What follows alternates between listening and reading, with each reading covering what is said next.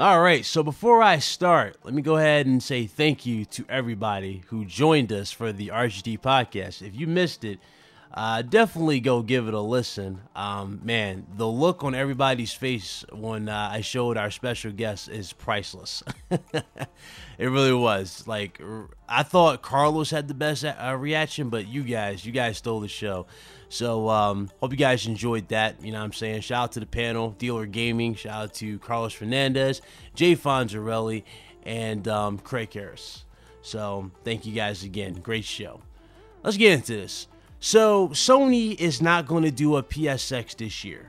A lot of people are looking at that like, okay, could it mean we're going to get a PlayStation 5 in 2019? Now, I don't believe there's going to be a PS5 in 2019, but nonetheless, we're definitely going to break it down because it could drop in 2019. You know what I'm saying? It could. Sony could easily drop it in 2019 just to get the jump on the market if they so chose to, right? But again, we're definitely going to look at it. As far as this PSX thing is concerned, last year's PSX actually messed up a few of their plans. Remember the reaction they got? A lot of people did not like PSX last year. Unless you were there personally, you really did not like PSX. You know what I'm saying? Everybody that was there was like, okay, the Days Gone section of the show was great. You know, some people were loving the fact that they had a woman looking like Aloy. They had the Kratos picture, you know, spots and all. You can do that. Like, everybody was having fun who were actually there. But for us that were watching it live, they didn't really do much for us. You know what I'm saying? It was mostly developers just sitting on a couch talking to Mark Cerny, and it looked like Mark Cerny was taking down notes for future games or future upgrades to new hardware. So that was what was going on with PSX last year, and the reaction wasn't really that great, to the point where they actually delayed a few reveals until I think it was Paris Games Week, and that's when we actually got some really good reveals, such as The Last of Us and Ghost of Tsushima. So, you know, a lot of things were definitely happening in that short time. Now, again, the fact that they're not doing it this year, I'm actually fine with them not doing it this year. As you already know, there's a lot of events for Sony to have. If I'm not mistaken, Sony did kind of tell you that they were mostly going to show like 4 games or so-and-so. So, the main shows they are pretty much going to be focusing on is Gamescom. They're going to be focusing on E3. Obviously, we already had the Tokyo Game Show. And what was the other one? Paris Games Week. So, you know, it's a lot of shows they can definitely choose from.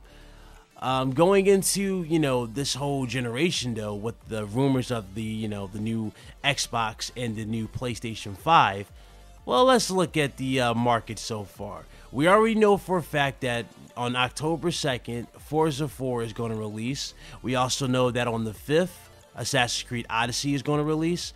And we have Call of Duty Black Ops 4 for the 12th. And Red Dead Redemption 2 for the 26th. Like a whole bunch of bangers for October, right? October is packed. I mean, if you're not playing something, you're playing this one. You know what I'm saying? There's a lot of games for October. For January, we got Resident Evil 2 Remake, which comes out on the 25th. And of course, if we skip to February, we have my most anticipated game so far is Days Gone. You know what I'm saying? That comes out on the 22nd. And we have Crackdown 3, which will also release in February. No actual release day has been confirmed for Crackdown 3, but we do have the month, which is February. And going forward, we have some games that are coming, but we don't have release dates whatsoever. And those are Ghost of Tsushima, The Last of Us Part 2, and we have Death Stranding. Now, here's where I'm going to actually throw a little bit of weight towards this whole PS5 dropping in 2019. If Sony really wanted to drop the PS5 in 2019, they definitely have the 3 bangers to do so. Ghost of Tsushima, which got a ridiculous reaction from everybody. Everybody was talking about it. That was literally everybody's game of show from E3. Obviously, you have The Last of Us Part 2, which again, people are talking about as well after Ellie's, you know, gameplay. And we have more people excited for Death Stranding after the cool trailer with Troy Baker's new character, you know what I'm saying, that was revealed. So So with those 3 particular games and those potential, big like sellers for the PlayStation 5, they could definitely do that if they wanted to do so. They can pull a Nintendo, where Nintendo had the Breath of the Wild launch on both the Wii U and the Switch. Sony can most certainly do this with Death Stranding, Ghost of Tsushima, and The Last of Us Part 2. Again, will they do that? Not really sure. It's all in the air at this point. It really comes down to them if they're ready to actually launch the console. But don't get me wrong, though. There's been a lot of rumors going around when it came to this PS5. You guys remember the Chinese system that was supposedly or that prototype that was being worked on in Japan.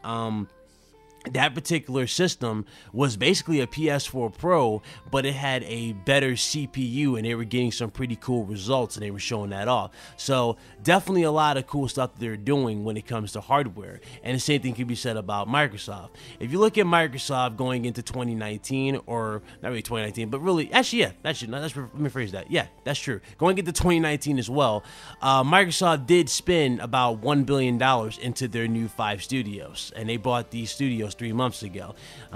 We have yet to really see anything from these new studios, but you guys remember they bought The Initiative, Undead Labs, Ninja Theory, Playground Games, and Compulsion Games. And again, there's even a report that just came out that they are even hiring 177 developers for their new AAA open world RPG. So they're definitely doing something with their studios. They're definitely looking forward to the future. But will they drop it in 2019? That is a big question.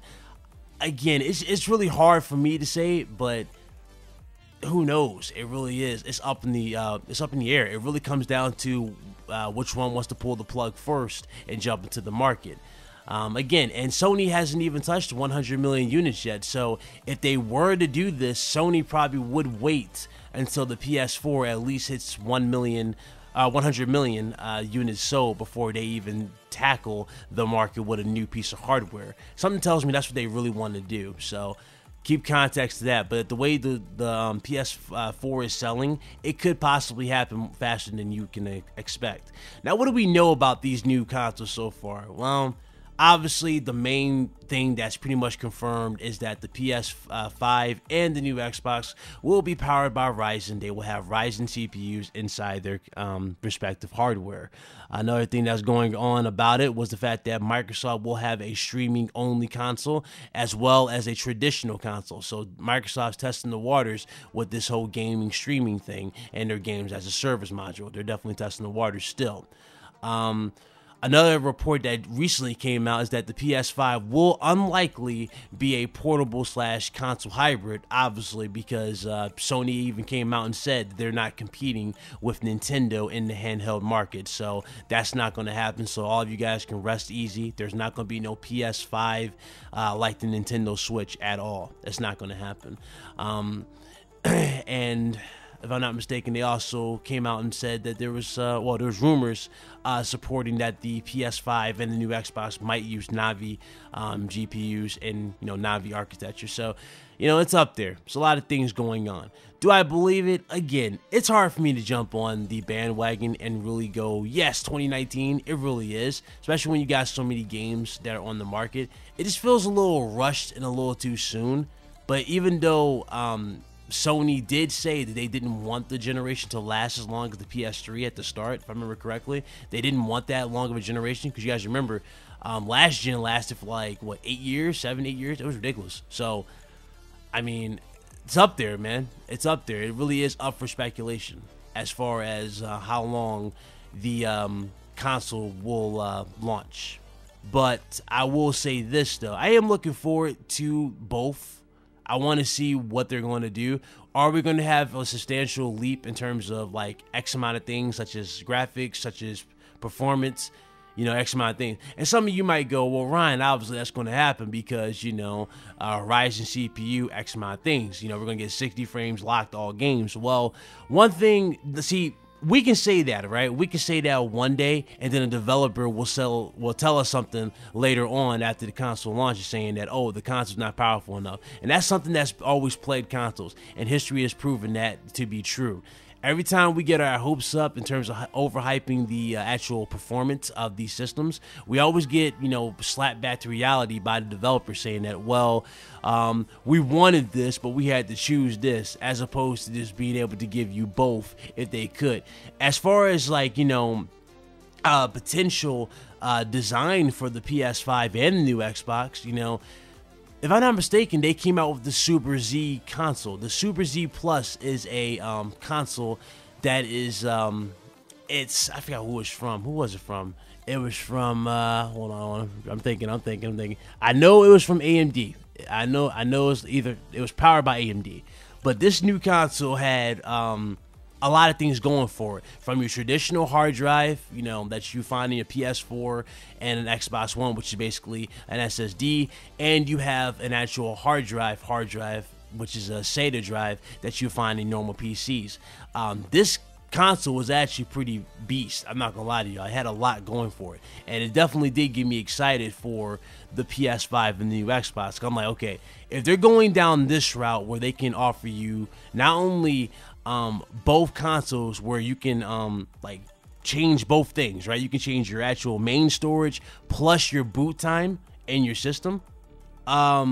This console might be beast. You know what I'm saying? It's pretty nice how they can do that. So I'm definitely looking forward to seeing and hearing more about what they can possibly provide us. But again, it's all speculation at this point. Will they deliver? I hope so. And I do think we will be, you know, better off when they do. I do think they're going to definitely, you know, bring it. But, you know, again, it's all speculation, and I can't really go off of a lot here. But I'm trying to digest as much as possible. But as far as the release, again, it's all in the air. I don't believe it will drop in 2019, but it could drop in 2019. You know, 2020 is really the year I'm banking on. It's 2020. That's the year. So that's what I gotta say on the whole situation. Okay, if you guys like the video, definitely hit that like button. Do appreciate it.